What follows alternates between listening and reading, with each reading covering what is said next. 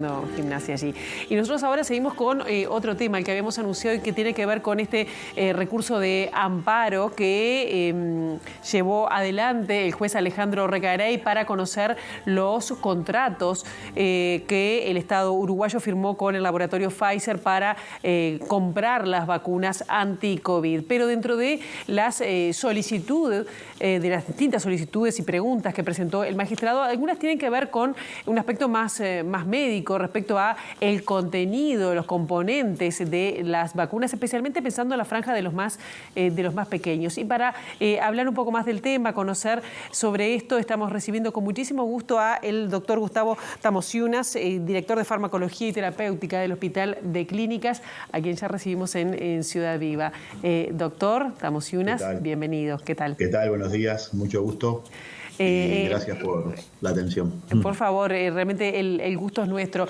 Nosotros queríamos saber si ustedes han seguido de cerca respecto a los componentes, algunos de los cuales que tienen que ver, por ejemplo, se preguntaban sobre la composición de las vacunas, inclusive además solicitando la presencia de óxido de grafeno o elementos nanotecnológicos de estas vacunas. ¿Qué es lo que saben ustedes desde dentro de lo que es la farmacología? Bueno, con respecto a estos componentes, se ha hecho una evaluación por parte de agencias, sobre todo la agencia europea, la agencia española de medicamentos, ya desde el año pasado, en relación a si existía alguno de estos componentes, como el grafeno, en los preparados de las vacunas, y fue descartado que realmente hubiera este tipo de composición. Generalmente la composición total de los medicamentos, todos sus excipientes están publicados cuando se presentan ante las autoridades sanitarias de las distintas agencias. No es una información que habitualmente dispongamos si no estamos dentro de los ministerios de salud o del registro. Y como esto fue una preocupación con respecto a la posibilidad de que hubiera algún tipo de dispositivos, en fin, que públicamente han aparecido en algunos informes, esto fue estudiado y descartado en ese sentido, ¿verdad? O sea que no nos consta que desde este punto de vista de la composición haya componentes que sean inadecuados o que puedan ser peligrosos para la sociedad. Claro, y con respecto, por ejemplo, a la sustancia llamada ARN mensajero, ¿no?, que es otro de los cuestionamientos o consultas que hace el juez que tienen estas vacunas de Pfizer, ¿no?, que eran diferentes a las otras, por ejemplo, de Sinovac. Y si hay posibilidad o habría habido la posibilidad de impulsar terapias alternativas. ¿Cuál es su lectura respecto a esto? Bueno, son cosas distintas, ¿no? Pero con respecto a las vacunas ARN, llevaron a una discusión desde el inicio cuando comenzamos a tener información de las vacunas, porque es una nueva plataforma que se está utilizando, que permite acortar mucho los tiempos del registro de los medicamentos. Estas vacunas ARN lo que hacen es, de alguna manera un poco más indirecta, generar una síntesis proteica a través de la información que llevan para que el sistema inmunológico, cuando aparezca una de estas proteínas del COVID, pueda reconocerla y generar los anticuerpos correspondientes. Esto, si bien es una tecnología nueva, aplicada en forma masiva a las vacunas, ya hace muchos años que se viene estudiando, investigando, lo que no quiere decir que no haya que generar los estrictos controles de farmacovigilancia que se encuentran en todos los medicamentos. En relación a las terapias alternativas, Sí, no especifica en lo que yo pude ver de las preguntas ante el gobierno y Pfizer, no especifica a qué se le llama exactamente terapias alternativas. Ujú. Hay algunos medicamentos, entre comillas, algunas sustancias que se han empleado que podrían considerarse alternativas y que no han demostrado ninguna eficacia, y sí alguna toxicidad. Claro, y con respecto, doctor, a efectos adversos, ¿no?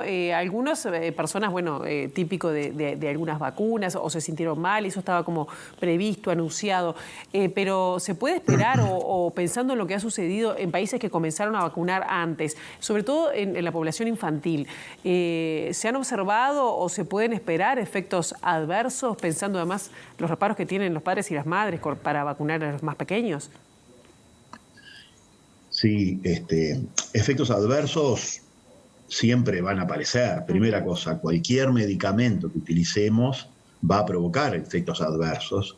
Por supuesto que hay que evaluar la gravedad y sobre todo la prevalencia de ellos y una evaluación entre los riesgos de la enfermedad y los posibles riesgos de provocar efectos adversos. Pero el hecho de que, primera cosa, de que haya o no efectos adversos, está descartado, siempre ocurren. Si no hay efectos adversos, como decimos en farmacología, es que probablemente no haya efecto directamente del medicamento, primera cosa. O sea que no podemos asombrarnos de si se dice de que puede haber algún efecto adverso con respecto a las vacunas. Las hay con respecto a la aspirina, las hay con respecto a medicamentos que usamos desde hace muchísimo tiempo. Claro, pero por ejemplo la aspirina, me dio un ejemplo ahí, 50 años después se descubrió que tenía un efecto que nada que tenía que ver con el original, ¿no? Hablando de la prevención de algunas actividades, de algunas patologías cardiovasculares, ¿no? Esto puede pasar. Por ejemplo, esto es interesantísimo para poder desarrollarlo de repente, quizá en otro momento, porque este tipo de cosas incluso se conocen. Por el caso de la aspirina, entre paréntesis, porque no era el tema, pero para el caso de la aspirina se conoce, cómo no, que más allá de su efecto analgésico antiinflamatorio, hoy se usa más por su efecto de prevención de algunas complicaciones cardiovasculares, que es totalmente diferente a lo que aparece en la publicidad por la televisión, ¿verdad? O sea que ahí está lo que es el hallazgo o los ensayos clínicos que demuestran que en determinados grupos de pacientes puede prevenir eventos, y otra cosa, la propaganda tendenciosa de medicamentos que nos están invitando a usar la aspirina, ¿verdad? En cualquier situación. Si fumamos, si tenemos factores de riesgo, nos protegemos. Eso es una cosa terrible. La protección que tiene, esa debería ser una protección mucho mayor para el ciudadano que esto otro que estamos de repente comentando. No sé si me explico. Sí, y con respecto a los efectos adversos, cité lo de la aspirina, quisiera mencionar otro para que no quede focalizado. No, está muy bien. ¿Verdad? Pero digo, medicamentos de uso corriente presentan efectos adversos demostrados y aumentan el riesgo incluso hasta de mortalidad, de infartos, medicamento que usamos prácticamente todos los días, y eso podíamos, si quieren, en otro momento desarrollarlo un poco mejor, porque si no queda como una noticia inclusiva y no me interesa eso, ¿verdad? Se entiende. Yo le quería preguntar. En el caso de las vacunas, sí. En el caso de las vacunas que hoy me contestabas, ¿cómo no? También es cierto que es muy difícil poder decir que un medicamento, eso también ha sido bastante controvertido por parte de investigadores, a veces o expertos que han salido a hablar, es difícil poder decir que son seguras vacunas o medicamentos en general luego de estudios de fase 3 que se utilizan muy pocos pacientes. Los estudios, ensayos clínicos a los cuales se hacen referencia muchas veces no están hechos para desarrollar seguridad. Sin embargo, en este momento que se han dado millones de dosis de estas vacunas, sí se está empezando a tener una idea de que los riesgos parecerían ser menores que los beneficios que otorga. Bien, sin embargo, existen inflamación, pericarditis, miocarditis, uveitis, distintas enfermedades que parecería que estuviera vinculado a la vacunación, con una prevalencia muy baja en ese sentido. Sí, bien, doctor, y ya con esta pregunta tenemos que ir cerrando, pero yo no quería dejar de preguntar lo siguiente. Tiene que ver con el proceso de aprobación, en este caso, de un medicamento o de una vacuna. Acá hubo una comisión, hay una comisión asesora de vacunas. ¿Cómo ese procedimiento, que además está planteado por el doctor Recaray, ¿cómo se hizo ese procedimiento? ¿Hay, por ejemplo, vinculación o se tendría que, por ejemplo, los especialistas que están ahí tendrían que no tener vinculación con ningún laboratorio? Pensando en esa seguridad que dio esa comisión de vacunas, en este caso para las vacunas, pero puede ser para cualquier medicamento. ¿Se cumplen esos procedimientos inclusive para estas vacunas, sobre todo pensando en los más chicos? Sí, en general se cumplen. El tema de cada uno de los puntos, o casi no palabras, no preguntas, sino de las palabras que a veces me estás realizando, merecerían todo un programa.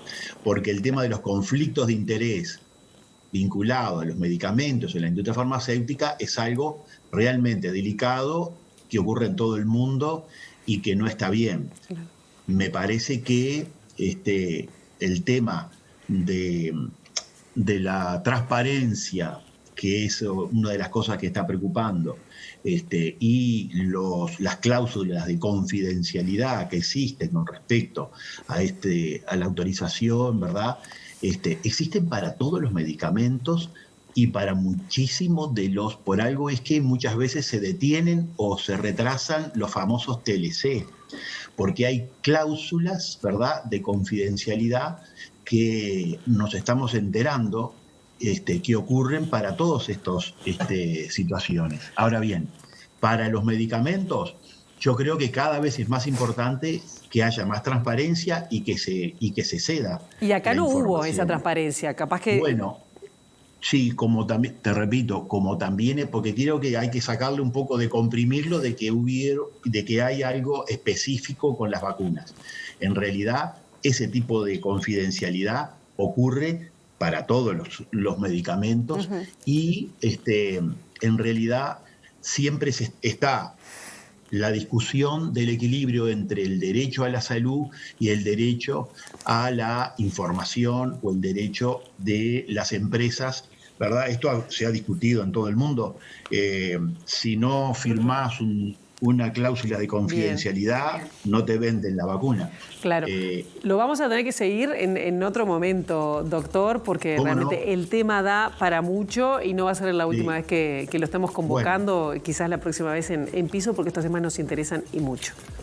Sí, son muy, muy delicados, y en realidad lo importante, más que nada, más que el titular, como siempre digo, es importante poder desarrollar algunos de estos temas que realmente son fundamentales para la ciudadanía. Y bueno, muchas gracias por la atención de verdad.